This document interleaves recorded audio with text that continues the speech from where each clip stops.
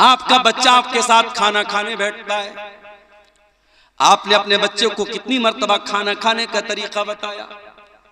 हजरत सलमा कहते हैं मैं अल्लाह के नबी के साथ बैठा हुआ था, मैं बाएं हाथ से खाना खाने लगा, अल्लाह के प्यारे नबी ने फरमाया कुल बे यमीनिक, ऐ बच्चे दाहिने हाथ से खाना खा, वकुल बिस्मिल्लाह, और बिस्मिल्लाह पढ़ के खाना खा, वकुल मिम्मा यली का, और अपने सामने से खाना खा, पूरी प्लेट में तू हाथ मत घुमा। हजरत सलमा कहते हैं अल्लाह के प्यारे नबी ने मुझे खाने का जो तरीका बता दिया, सारी जिंदगी मुझे वो तरीका याद रहा और उसी तरीके पर मैं खाना खाता रहा। बच्चों की आप तरबियत जैसी करेंगे मेरे प्यारे साथियों, बच्चे उसी सांचे में ढलते चले जाएंगे। और ये भी याद रखिए, औलाद को सुधारना है तो पहले अपने आप को सुधारना पड़ेगा। अगर आप नशा करेंगे, बच्चे से बीड़ी मंगवाएंगे, बच्चे से सिगरेट मंगवाएंगे, बच्चे से मधु मंगवाएंगे, बच्चे से गुटखा मंगाएंगे, बच्चा आपको जो चीजें ला के दे रहा है, कल वो चीजें अगर बच्चा खुद इस्तेमाल कर रहा है तो इसमें हैरान होने की कोई जरूरत नहीं है।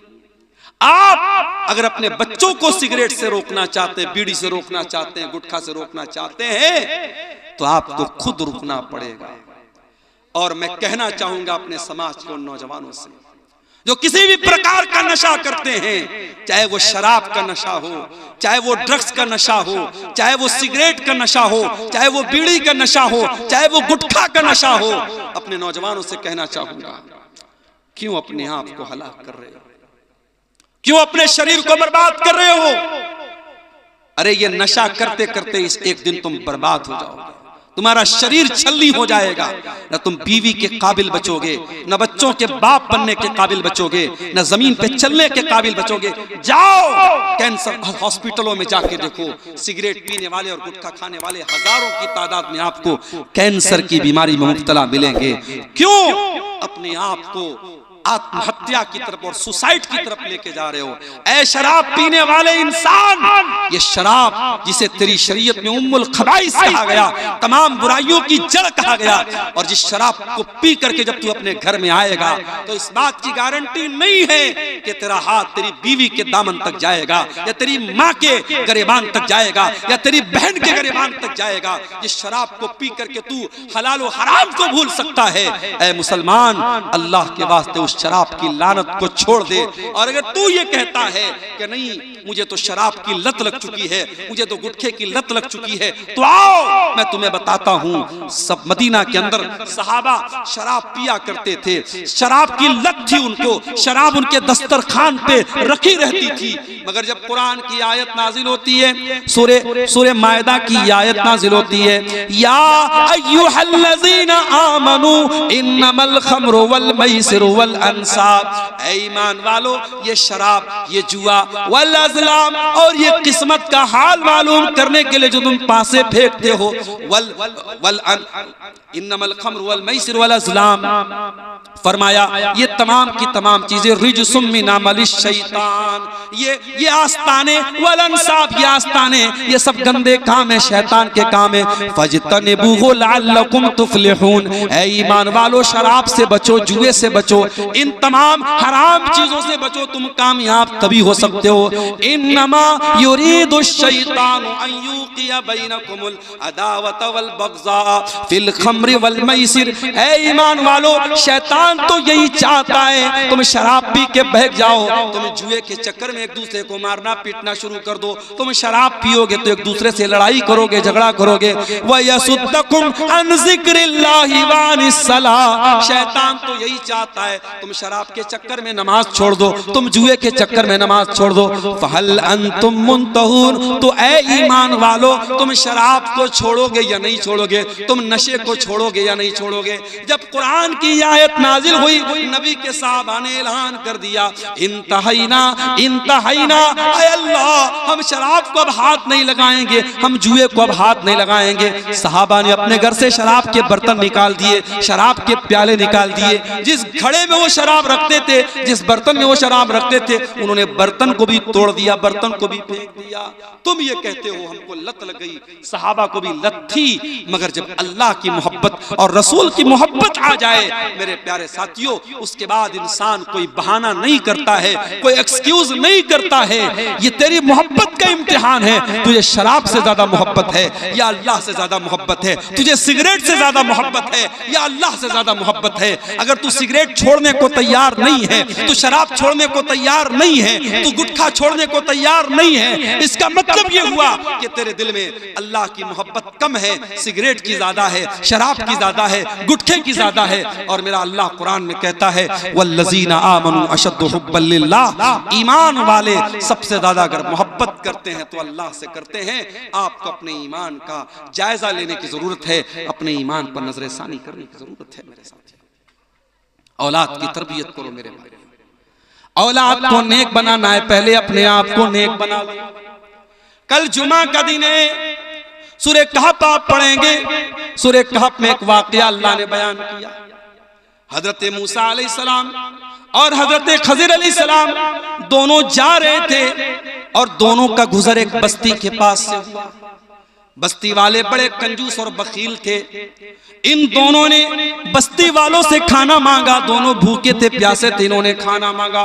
फ़अबौ अन युदय्यिफ़ूहुमा, तो वो बस्ती वालों ने खाना देने से इनकार कर दिया।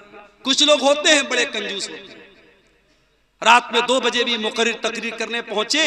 इसी सीमांचल में ऐसा भी मेरे साथ हुआ। मैं पहुंचा, लोगों ने कहा मौलाना साहब पहले खाना खा लीजिए, और खाना लाए, गरम गरम खाना, ताजा ताजा खाना जो उन्होंने तैयार करके रखा था उलमा। और कहीं ऐसा भी हुआ, मैं रात में पहुंचा हूं तो पता लगा साहब रोटी भी खत्म है, चावल भी खत्म है, गोश्त भी ठंडा है। मैंने कहा भैया गरम करके ले आओ, तो कोई गरम करने वाला नहीं है, कोई चूल्हा नहीं है। और फिर कहीं ऐसा भी हुआ खाना ही खत्म हो गया। तो होता है मेरे भाई, समाज में हर तरीके के लोग होते हैं। कहीं मेहमानों की इज्जत करने वाले लोग भी हैं, कहीं मेहमानों को जलील करने वाले लोग। कहीं ऐसा भी हुआ आलिम पहुंचा है, लोगों ने उसको हाथों हाथ लिया है। कहीं ऐसा भी हुआ है आलिम को पहुंचने में देर हो गई तो लोगों ने कहा है कि अगर हमारा बस चलता तो रस्सी में बांध करके आलिम को मारेंगे और पीटेंगे। इसी सीमांचल में ऐसा भी हुआ है मेरे साथी। तो होता है, ये दुनिया में दस्तूर रहा है। अच्छे लोग भी हैं, बुरे लोग भी हैं। मूसा अलैहिस्सलाम और हजरत खज़िर अलैहिस्सलाम दोनों नबी हैं, पैगंबर हैं, और दोनों बेचारे भूखे प्यासे हैं। खाना मांगा, बस्ती वालों ने कहा कि हम खाना तुमको नहीं खिला सकते। दोनों बेचारे भूखे प्यासे बैठे हुए। फवजदा फीहा जिदारन युरीदु अन यनक़ज़्ज़ा, दोनों ने देखा कि गांव के अंदर एक मकान की दीवार बिल्कुल टेढ़ी हो गई है, गिरने वाली है। दोनों ने देखा कि दीवार गिरने वाली है। फ़अक़ामा, हजरत खज़िर खड़े हुए और उन्होंने दीवार को सीधा कर दिया। इसका मतलब कि हजरत खज़िर बड़े बॉडी बिल्डर थे। ऐ नौजवानों, अगर आपके आसपास में कोई जिम है तो जिम जाओ, जिम नहीं है तो दौड़ लगाओ, डंबल उठाओ, अपनी बॉडी को मजबूत बनाओ, अपनी बॉडी को, अपने शरीर को मजबूत बनाओ। ऐ नौजवानों, अपने शरीर को मजबूत बनाओ, ताकतवर बनो। गुटखा खा करके अपने शरीर को बर्बाद न करो, गंदी फिल्में देख करके अपने शरीर को बर्बाद न करो, ज़िना और बदकारी करके अपने शरीर को और ज़मीर को बर्बाद न करो, ताकतवर बनो। हजरत खज़िर ताकतवर थे, उन्होंने अपने हाथ से दीवार को ठीक कर दिया। खड़े होकर के उन्होंने दीवार को ठीक कर दिया। हजरत मूसा को बहुत गुस्सा आया। हजरत मूसा ने कहा लौ शीता लत्तखज़्ता अलैहि अजरा, ऐ खज़िर आपको दीवार ठीक नहीं करना चाहिए था, और अगर आपने ठीक किया था तो पैसा ले लेना चाहिए था। आपको पहले पैसा तय कर लेना चाहिए था, उसके बाद आपको ये काम करना चाहिए था। हजरत खज़िर ने कहा, क्या कहा? कहा व अम्मल जिदारु फ़काना लिग़ुलामैनि यतीमैनि फ़िल मदीनति व काना तहतहु कन्ज़ुल लहुमा। ऐ मूसा, वो जो दीवार थी वो 2 यतीम बच्चों के मकान की दीवार थी। उस मकान में 2 यतीम बच्चे रहते थे, 2 अनाथ बच्चे रहते थे। उनका बाप मर चुका था। वकाना अबूहुमा सालिहा, लेकिन बाप बहुत नेक था, बाप बहुत दीनदार था, और बाप ने मरने से पहले अपने बच्चों के लिए दीवार के नीचे खजाना छुपा करके रखा था। अगर दीवार गिर जाती, खजाना सामने आ जाता और गांव वाले लूट लेते। फ़अरादा रब्बुका अन यबलुगा अशुद्धहुमा व यस्तखरिजा कंज़हुमा। अल्लाह ने मुझको हुक्म दिया कि ऐ खज़िर जाके दीवार ठीक कर दो। नेक बाप था, नेक बाप के अनाथ बच्चे हैं, बाप का खजाना लुट जाएगा। अल्लाह ने मुझको उनके खजाने को बचाने का हुक्म दिया। पता ये चला कि बाप अगर नेक हो तो अल्लाह ताला औलाद की हिफाजत मरने के बाद भी, बाप के मरने के बाद भी करेगा। ऐ औलाद के लिए जमीन खरीदने वालों, ऐ जायदाद खरीदने वालों, ऐ LIC की पॉलिसी लेने वालों, ऐ लाइफ इंश्योरेंस कराने वालों, ऐ बीमा कराने वालों, आओ मैं तुमको सबसे बेहतरीन इन्वेस्टमेंट बता रहा हूं। सबसे कौन है भाई, क्यों डिस्टर्ब कर रहा है? कोई बच्चा है क्या? हटा दीजिए ना उसको वहां से। आप अगर अपने बच्चों के लिए इन्वेस्टमेंट करना चाहते हैं मेरे प्यारे साथियों, सबसे बड़ा इन्वेस्टमेंट क्या है? आप खुद नेक बन जाइए। और एक बात बोलूं, जब हम नेक बनेंगे तो इंशाअल्लाह जन्नत में भी विद फैमिली जाएंगे। जब मेरे घर में शादी का कार्ड आता है और शादी पर लिखा रहता है अब्दुल गफ्फार सलफी विद फैमिली, तो बच्चे बहुत खुश हो जाते हैं कि आज हमें अपने अब्बू के साथ, अपने पापा के साथ हमें शादी में जाना है, दावत में जाना है। अभी नेपाल में एक प्रोग्राम था मेरा, बहुत दिनों से फैमिली की ख्वाहिश थी कि कभी नेपाल की साइड में, सीमांचल की साइड में उनको लेके चलूं। तो नेपाल में प्रोग्राम था, मैंने छोटी वाली बच्ची को ले लिया और अहलिया को ले लिया। अब जब वहां पहुंचा हूं गांव में, ऐसा लगा कि गांव के लोगों ने पहली मर्तबा किसी औरत को देखा है। मेरी वाइफ जहां जिस घर में ठहरी थी, पूरे गांव की औरतें वहां आके लाइन से कमरे में जा रही हैं और मेरी वाइफ को देख रही। मेरी वाइफ बेचारी परेशान, लंबा सफर करके आई है, वो आराम करना चाह रही, कंबल ओढ़ रही है, औरतें आके कंबल हटा रही, नहीं हमें आपको देखना है। मेरी वाइफ परेशान। और उसके बाद नेपाल में भी यही हाल हुआ। फिर उसके बाद अगले दिन इंडिया में, अररिया में, उसी बॉर्डर के करीब में प्रोग्राम था, वहां भी यही हाल हुआ।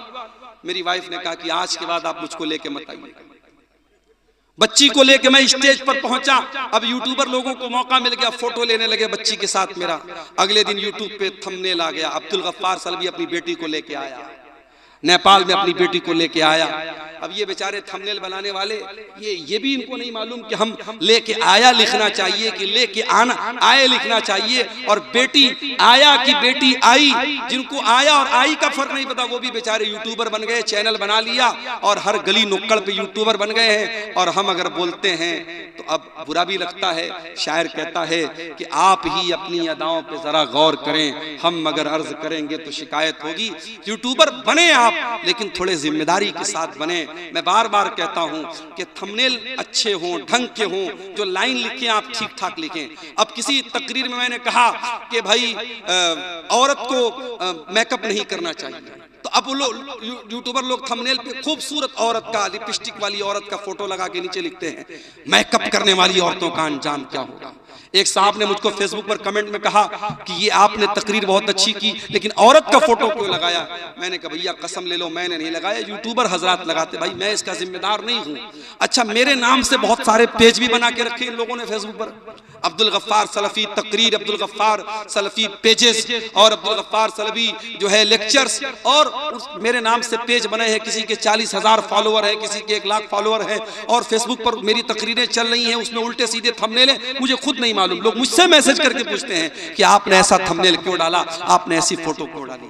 तो मेरे प्यारे साथियों, हम अच्छी जगहों पे जाते हैं, परिवार लेके जाते हैं। दार्जिलिंग आपके यहाँ से करीब है, आप कभी दार्जिलिंग घूमने जाते हैं, बीवी को लेके जाते हैं, बच्चों को लेके जाते हैं। कभी आप आगरा का ताजमहल देखने जाते हैं तो बीवी को लेके जाते हैं। आप नहीं चाहते हैं कि आप नहीं चाहते हैं कि जन्नत में भी आप जाएं तो सब परिवार जाएं, अपने परिवार के साथ जाएं, अपनी फैमिली के साथ जाएं। अगर आप जाना चाहते हैं तो आइए, मैं तरीका आपको बताता हूं, कुरान आपको तरीका बताता है। वल्लज़ीना आमनू वत्तबअतहुम ज़ुर्रिय्यतुहुम बिईमानिन अलहक़ना बिहिम ज़ुर्रिय्यतहुम वमा अलतनाहुम मिन अमलिहिम मिन शै। अगर बाप ईमान वाला है, बाप अगर नेक है, बाप अगर दीनदार है, अल्लाह ताला जन्नत में उसकी औलाद को उसके साथ मिला देगा। अल्लाह परिवार के साथ रखेगा, अल्लाह बेटों को बाप के साथ रखेगा। अगर बाप दीनदार है और औलाद भी अपने बाप के तरीके पर चल रही है। सऊदी अरब की सरजमीन पर एक बहुत पैसे वाला आदमी था, उसने एक दुकान खोली। दुकान का नाम उसने अलबैक रखा। अलबैक में उसने एक चिकन को फ्राई करके बेचना शुरू किया। अब आपके सीमांचल में तो चिकन का मतलब वही सालन बना दो, ढेर सारा झोल डाल दो और नमक डाल दो, ये साहब हो गया। देसी मुर्गा अच्छे, पोल्ट्री अच्छे। आप उसको मुर्गे को बनाने के बहुत सारे तरीके आते हैं। मैं तो कभी कभी कहता हूं आप अपने घर की औरतों को बताइए भाई, खाना और भी तरीके से सालन बनता है, और भी तरीके से चिकन बनता है, एक ही तरीका है। मछली कभी आपके यहाँ खाओ, बिल्कुल ठंडी मछली लेके आते हैं। मैं कहता हूं भैया ठंडी मछली क्यों? कहते मौलाना साहब हमारे यहाँ ठंडी ही खाते हैं। भैया हम लोग गर्म खाते हैं। कहीं जाओ तो लोग कहते हैं मौलाना साहब रोटी खावे ना चावल खावे। हम कहा दोनों खाबो, हम दोनों खाबो, चावल भी खाबो रोटी भी खाबो, हम लोग दोनों खाते हैं भाई। मछली लाए, मछली में आंख भी लगी है। मैंने पूछा भाई ये आंख लगी है, कम से कम आंख तो निकाल देते। बोले मौलाना मछली खाएगा तो आंख मजबूत होगा। मैंने कहा लो भैया, हमारे यहाँ छोटी मछली भी हो तो उसकी आंख निकाल देंगे, पेट की गंदगी निकाल देंगे, या पूरी मछली बना देंगे। फिर जब प्लेट में आएगी, एक बहुत पहले मैं 2009 से आपके सीमांचल में आ रहा हूँ, एक बार प्रोग्राम में आया, एक जगह देसी मुर्गा बना था। अब मुर्गे का जो पैर होता है, पैर तो बनाते हैं आप लोग, अच्छी बात है, पैर के साथ साथ उसका नाखून भी गलती से उसमें रह गया। अब नाखून मैंने देखा साहब, मुझे तो बिल्कुल अजीब सा लगा। कई दिनों तक तो मुझे मुर्गा खाने का मन ही नहीं कर रहा। तो खाना बनाने के भी बहुत सारे तरीके होते हैं। आप अपने घर की औरतों को बताएं, आज YouTube पर मौजूद है, आप चिकन बनाने के सैकड़ों तरीके हैं। आप अलग अलग रेसिपीज से बनाएं मेरे प्यारे साथी, अलग अलग तरीके से आप बनाएं। आप देखें कि खाने पीने के ये तरीके जो होते हैं, ये आपको, आपकी फैमिली को, आपके परिवार को मेरे प्यारे साथियों अच्छे लगते हैं। और इंसान जब अच्छी चीजें खाता है, सोचता है परिवार के साथ खाऊं। क्या आप नहीं चाहेंगे कि जन्नत में भी आप अपने परिवार के साथ जाएं? कुरान कहता है वल्लज़ीना आमनू वत्तबअतहुम ज़ुर्रिय्यतुहुम बिईमानिन, जो ईमान वाले लोग हैं और उनकी औलाद भी उनके नक्शे कदम पे चलने वाली है और औलाद भी उनके तरीके पर चलेगी, हम जन्नत में उनके परिवार के साथ उनको रखेंगे। मेरे प्यारे साथियों, आप नेक बन जाइए, आप दीनदार बन जाइए, आपके बच्चे ऑटोमेटिक नेक बनेंगे और दीनदार बनेंगे। आज हालात क्या हैं? कितने घर हैं जहां एक आदमी भी नमाज पढ़ने वाला नहीं, एक आदमी भी नमाज पढ़ने वाला नहीं है। पूरा घर बहुत शानदार बना है, टाइल्स भी बिछाए गए हैं, बहुत बेहतरीन पेंट भी लगाया गया है, घर में झूमर भी लटकाया गया है, मसेरी भी बहुत बेहतरीन बनाई गई है, बहुत अच्छा फर्नीचर भी बनाया गया है। लेकिन उस घर में मेरे प्यारे साथियों, अगर अल्लाह का कोई नाम लेने वाला नहीं, अगर अल्लाह का कोई जिक्र करने वाला नहीं है, वो घर मुर्दा है, मुर्दा है, मुर्दा है। अल्लाह के प्यारे नबी फरमाते हैं मसलुल बैतिल्लज़ी युज़करुल्लाहु फीही वल बैतिल्लज़ी ला युज़करुल्लाहु फीही, जिस घर में अल्लाह का नाम लिया जाए वो घर जिंदा है, और जिस घर में अल्लाह का नाम ना लिया जाए वो घर मुर्दा है। मेरे प्यारे भाइयों, आपके घर में टाइल्स हो या ना हो, आपके घर में झूमर हो या ना हो, आपके घर में आरामदेह बिस्तर हो या ना हो, लेकिन कोशिश ये करो कि आपका घर मुर्दा ना हो जाए। अपने घर को नमाज से जिंदा रखो, अपने घर को अल्लाह के जिक्र से जिंदा रखो। और जब घरवाली तलाश करो, आजकल घरवाली कहां तलाश की जा रही है? इंस्टाग्राम पे। अरे जो इंस्टाग्राम चला रही है वो तुझको कितना चलाएगी, तू ये सोच। जो फेसबुक चला रही है, जो सोशल मीडिया पर आईडी बना के चला रही है, वो कल तुझको कितना उंगली पर नचाएगी, तू सोच। अब तो वो दौर आ गया कि साहब मैंने सुना है कि एक एक लड़के की और एक एक लड़की की कई कई आईडी होती है, और कितने लड़के लड़की की आईडी बना के अपने ही दोस्तों को बेवकूफ बना के एक एक साल का रिचार्ज करवा लेते हैं। सब चल रहा है मार्केट में। जिसके मोबाइल में रिचार्ज खत्म हो गया, लड़की के नाम की आईडी बनाया, दूसरे दोस्त को मैसेज किया, हाय हेलो किया, सलाम भेजा, और उसके बाद जब देखा कि हाँ मामला बन गया है, अरे यार मेरे मोबाइल पे 1 साल वाला रिचार्ज करा दो, 800 रुपये का या कितने का 3600 का शायद रिचार्ज आता, रिचार्ज करा दिया, आईडी खत्म, बात खत्म। ये चल रहा है मार्केट में। मेरे प्यारे साथियों, जब आप निकाह के लिए रिश्ता तलाश करें, मैं माफ कीजिएगा नौजवानों से नहीं कह रहा हूं, उनके गार्जियन से कह रहा हूं, क्योंकि इस्लाम ने आपका रिश्ता तय करने की अथॉरिटी आपके माँ बाप को दी है। इस्लाम की ये तालीम नहीं है कि आप जाकर के रिश्ता तलाश करें। जब मेरी प्यारी माँ बहनों अपने घर के लिए बहू तलाश करने जाओ या अपनी बेटी के लिए दामाद तलाश करने जाओ, अल्लाह के नबी क्या फरमाते हैं? आपने फरमाया इज़ा खतब इलैकुम मिम्मन तरज़ौन दीनहु व खुल्क़हु, जब तुम्हारे लड़का लड़की के लिए अच्छा रिश्ता आ जाए, दीनदार रिश्ता आ जाए, फ़ज़व्विजूहु, तो जल्दी से तुम निकाह कर दो। इल्ला तफ़अलू, अगर तुम ऐसा नहीं करोगे, तकुन फितनतुन फिल अर्दि व फसादुन अरीज़, तो जमीन के अंदर बहुत फितना और फसाद फैल जाएगा। आज कितनी खूबसूरत, कितनी दीनदार बच्चियां हैं, कितनी दीनदार लड़कियां हैं, अगर उनकी शक्ल सूरत में कुछ कमी हो जाए, किसी की हाइट थोड़ी कम हो जाए, किसी का रंग थोड़ा हल्का सांवला हो जाए, वो लड़कियों के रिश्ते नहीं लगते। मेरे प्यारे साथियों, वो जितनी भी 5 टाइम की नमाजी हो, आलिमा हो, मदरसे की पढ़ी हो, लेकिन लोग रंग पे मरते हैं, लोग सूरत पे मरते हैं। शायर कहता है इस दौर के आदमी अधूरे हैं, सूरतें तो मिलती हैं, सीरतें नहीं मिलती। इस दौर के लोगों ने आज सूरतों को मेयार बना के रखा है, सीरत को मेयार नहीं बनाया है। नतीजा ये है कि अच्छी दीनदार और कैरेक्टर वाली बच्चियां बेचारी वो बैठी हैं, और जो कैरेक्टरलेस है, खूबसूरत है, उसकी खूबसूरती पे लोग मर मिटे हैं। मेरे प्यारे साथियों, घर को अगर एक अच्छा घर बनाना है, परिवार की एक अच्छी तरबियत करना है, अभी आपका बच्चा दुनिया में नहीं आया है, अभी शादी नहीं हुई है, शादी के पहले ही इस्लाम क्या कहता है? अगर आप एक अच्छे बाप बनना चाहते हैं, अपने होने वाले बच्चों के लिए एक अच्छी माँ का इंतजाम कीजिए, एक अच्छी बीवी अपने घर में लाइए। कैसी बीवी लाइए? आइए अल्लाह के नबी से पूछते कैसी बीवी अपने घर में लाना चाहिए। अल्लाह के नबी ने फरमाया लियत्तखिज़ अहदुकुम क़ल्बन शाकिरा व लिसानन ज़ाकिरा व ज़ौजतन मुमिनतन तुईनुहु अला अम्रिल आखिरा। ओ लोगों, तुम्हें 3 चीजें अपने घर में लानी चाहिए। 3 चीजों को घर में ले आओ, 3 चीजों को खजाना बना लो, 3 चीजों को स्टोर कर लो। क़ल्बन शाकिरा, एक तो अपने सीने में ऐसा दिल पैदा कर लो जो अल्लाह ताला का शुक्रिया अदा करने वाला हो। व लिसानन ज़ाकिरा, और ऐसी ज़बान अपने मुंह में पैदा कर लो जो हर हाल में अल्लाह ताला का जिक्र करने वाली हो।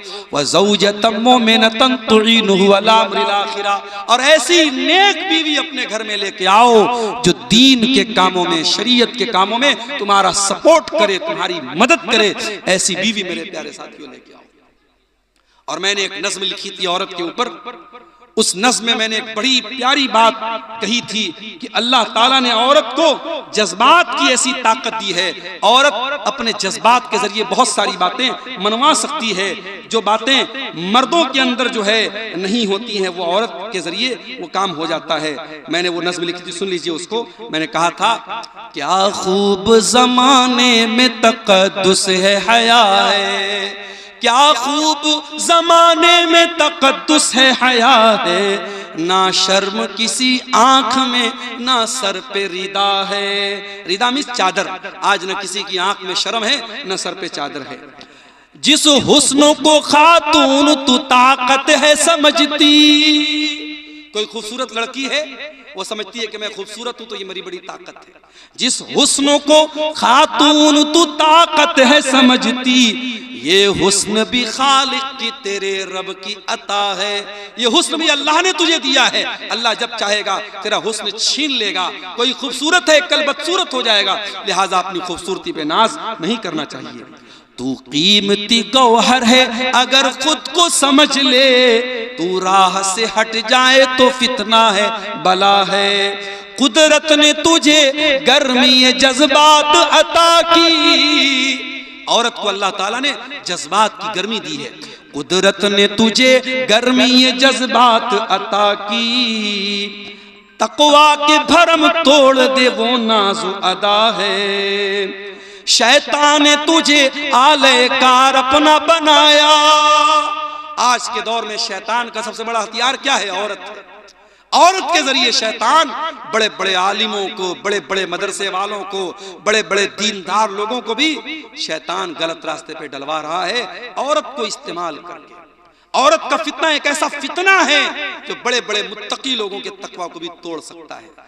तो कहता है, शायर कहता है, मेरी नज़्म है, शैतान ने तुझे आले कार अपना बनाया, हर सिमत फवाहिश है, खबासत है, ज़िना है। आजादी निस्वा के हंसी ख्वाब दिखाकर, आजादी निस्वा के हंसी ख्वाब दिखाकर, इस्मत के लुटेरों ने तेरा सौदा किया है।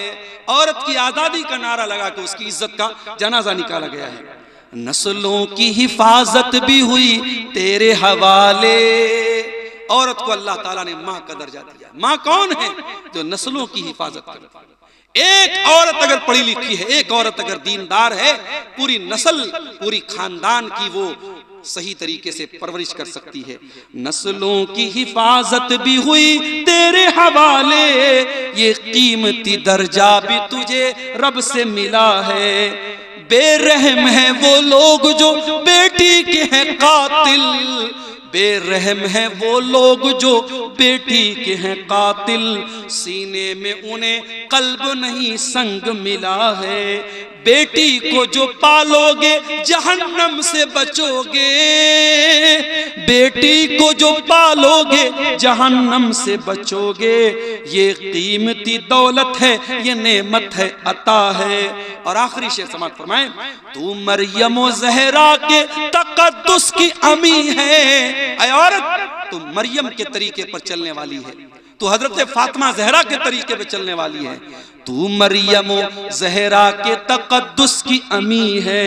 तू इल्म अमल ज़ुहद वरा दर्स वफा है। तू इल्म अमल ज़ुहद वरा दर्स वफा है। तो औरत के जरिए मेरे प्यारे साथियों घर बनता भी है, घर बिगड़ता भी है। इसलिए अपने बच्चों की अगर तरबियत करना है तो अपने घर के लिए एक दीनदार औरत को भी आपको लाना पड़ेगा। कुछ चीजें और बयान करके मैं अपनी गुफ्तगू खत्म करूंगा। तकरीबन 2 बज रहे हैं। 1-2 चीजें और आप सुन लीजिए। अगर औलाद की तरबियत करना है तो एक बहुत जरूरी चीज बता रहा हूं, उसको नोट कर लीजिए। आपको अपने घर को हराम कमाई से भी बचाना है। अगर आप अपने बच्चों से प्यार करते हैं, सूद का कारोबार मत कीजिए, ब्याज का पैसा घर में मत लाइए, रिश्वत का पैसा घर में मत लाइए, हराम का सट्टे का पैसा घर में मत लाइए। क्यों? सुन लीजिए, अल्लाह के प्यारे नबी फरमाते हैं, मा नबत लहबुन मिन सुहतिन फन्नारु औला बिही। जिस जिस्म की परवरिश हराम कमाई से की जाएगी, जिस शरीर के अंदर हराम कमाई का खून दौड़ेगा, वो जिस्म जहन्नम की आग में डाला जाएगा, वो जिस्म जहन्नम की आग में जलेगा। क्या आप ये चाहेंगे आपका बच्चा जहन्नम की आग में जले? अरे आप कैसे चाहेंगे मेरे भाई। मैं कार से जाता हूँ, परिवार साथ में बैठा है, ड्राइवर साहब ने कहा मौलवी साहब उतर जाइए, सीएनजी भरवाना है। मैंने कहा क्यों भैया, उतरना क्यों है? ड्राइवर ने कहा सीएनजी जब भरी जाती है तो खतरा होता है कहीं सिलेंडर फट ना जाए, गाड़ी में विस्फोट ना हो जाए, इसलिए सुरक्षा के दृष्टिकोण से, परिवार की हिफाजत के लिए, जान की हिफाजत के लिए परिवार को और लोगों को गाड़ी से उतार दिया जाता है। हम अपने परिवार से इतनी मोहब्बत करते हैं, 5 मिनट के लिए सीएनजी भरी जा रही है, हम कार में बैठने नहीं देते, बच्चों को उतार देते हैं। मेरे प्यारे साथियों, सीएनजी से आग लगेगी, पेट्रोल से आग लगेगी, डीजल से आग लगेगी, लेकिन जो जहन्नम की आग होगी दुनिया की आग से 70 गुना ज्यादा खतरनाक होगी। किस तरीके से हम अपने बच्चों को उस जहन्नम की आग से बचाएंगे? कुरान कहता है, कू अनफुसकुम व अहलीकुम नारा। ऐ ईमान वालों, बचा लो अपने आप को और अपने घर वालों को जहन्नम की आग से। ऐ अल्लाह, हम कैसे बचाएं? हजरत अली फरमाते हैं, अल्लिमुहुम व अद्दिबुहुम। अपने बच्चों को तालीम दिलाओ, अपने बच्चों को अदब दिलाओ। मुझे मालूम है इसी सीमांचल के कुछ बच्चे हमारे बनारस में भी पढ़ते हैं, जामिया सलफिया बनारस में, और हमारे मदरसे में जहां मैं पढ़ाता हूं, जामिया सलफिया की शाख है वो मदरसा, वहां भी पढ़ते हैं बच्चे। आसान नहीं होता है। बहुत सारे बच्चे ऐसे भी होते, मैं जानता हूं, पर्सनली उनको जानता हूं, बेचारे वो जामिया में पढ़ भी रहे हैं और अलग से कोई काम भी कर रहे हैं, ताकि माँ बाप गरीब हैं, खेती करने वाला बाप है, किसान बाप है, बाप किसी तरीके से परिवार को चला रहा है, बच्चे को पढ़ाई करना है, माँ बाप पर बोझ नहीं बनना चाहता है, पढ़ाई के साथ साथ वो एक्स्ट्रा काम कर रहा है अपने आप को चलाने के लिए। मेरे प्यारे साथियों, ऐसे भी तालीम हासिल करके कोई सलफी बना है, कोई मदरी बना है, कोई तैमी बना है, कोई सनाबिली बना है, कोई मोहम्मदी बना है। ये बच्चों को जो आप आलिम बनाते हैं, या दीन का इल्म सिखाते हैं, या अदब सिखाते हैं, या बच्चियों को किसी अच्छे बनात के इदारे में आप डाल के उनको आलिमा बनाते हैं, ये भी जहन्नम की आग से बचाने का एक तरीका है।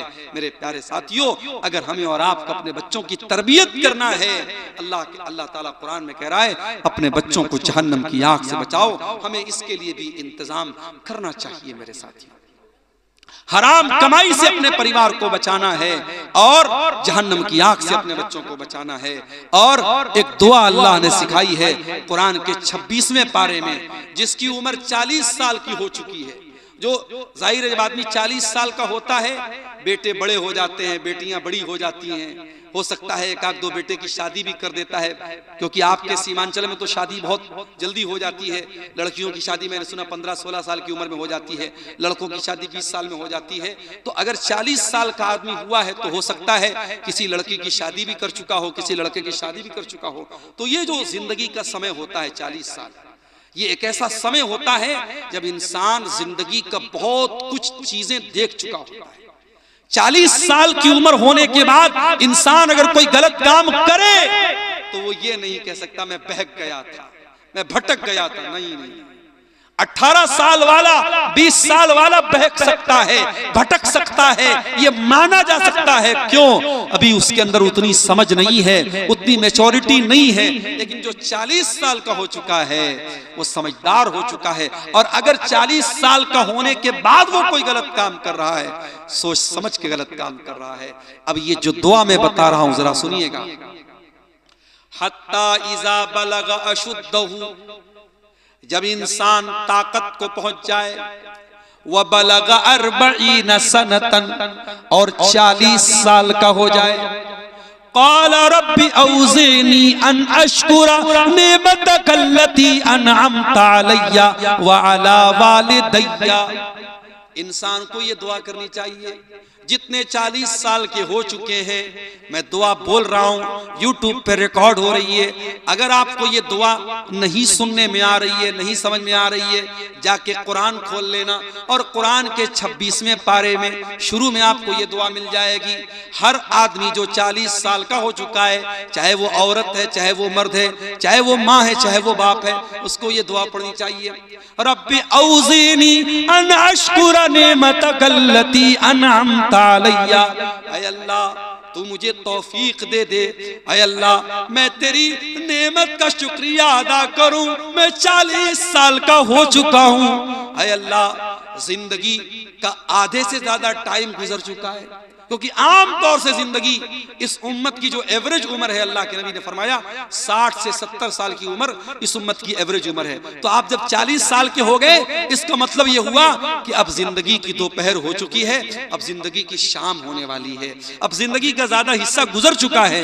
तो अल्लाह से दुआ करते हैं, ऐ अल्लाह, तू मुझे तौफीक दे कि मैं तेरी नेमत का शुक्रिया अदा करूं, जो नेमत तूने मुझको दी और मेरे माँ बाप को दी। व अन अअमल सालिहन तर्दा, और अल्लाह तू मुझे तौफीक दे मैं ऐसा नेक अमल करूं, दुनिया खुश हो या ना खुश हो, मोहल्ले वाले खुश हो या ना खुश हो, गांव वाले खुश हो या ना खुश हो, ऐ अल्लाह तू खुश हो जाए, तू राजी हो जाए। नेक अमल कौन है? इससे अल्लाह राजी हो जाए। इसलिए बंदा दुआ क्या कर रहा है? अल्लाह ऐसे नेक अमल की तौफीक दे जिससे तू खुश हो जाए। वअस्लिह ली फी ज़ुर्रियती, और ऐ अल्लाह तू मेरी औलाद की इस्लाह फरमा दे, मेरी औलाद को ठीक कर दे। इन्नी तुबतु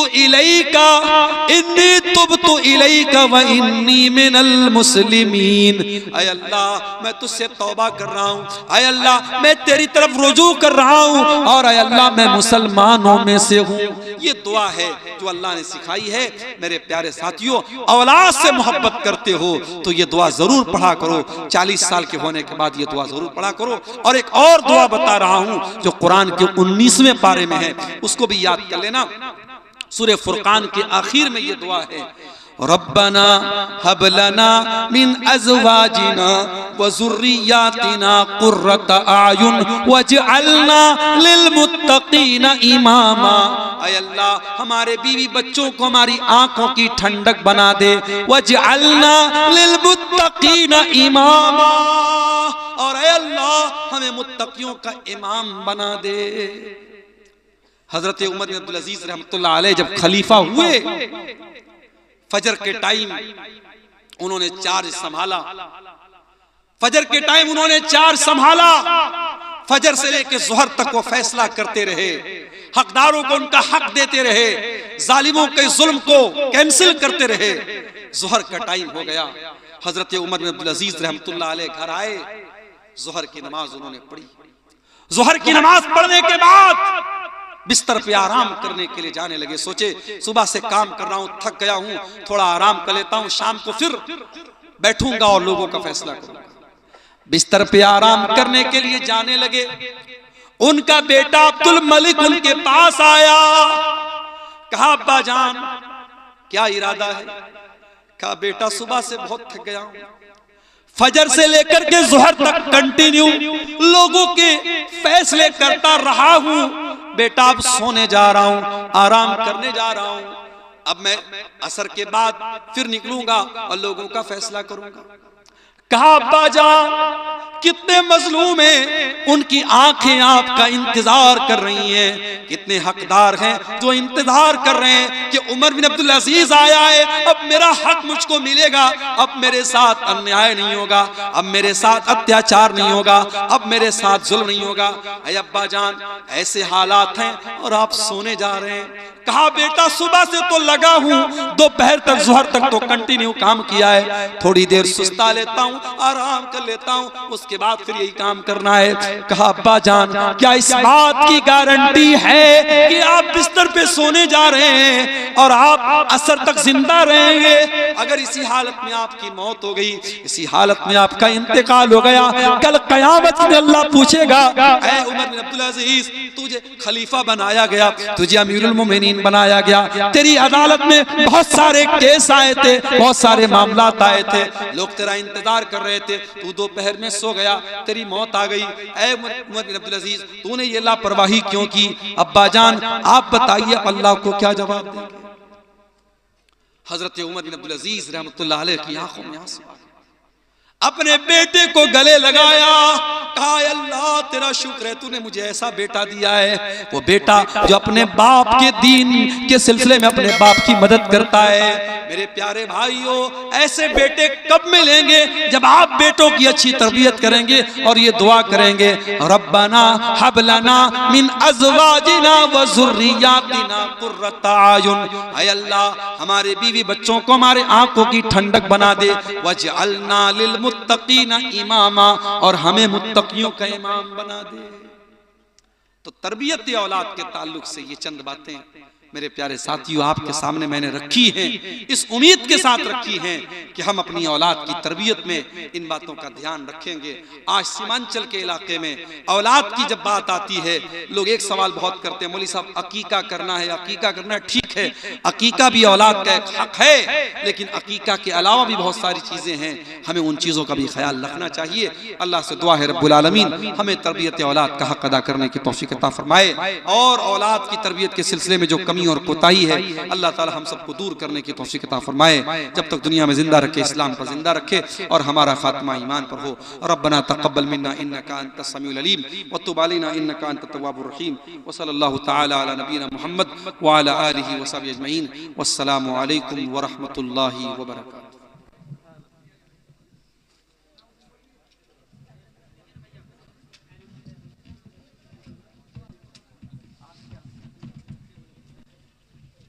बंद कर दे।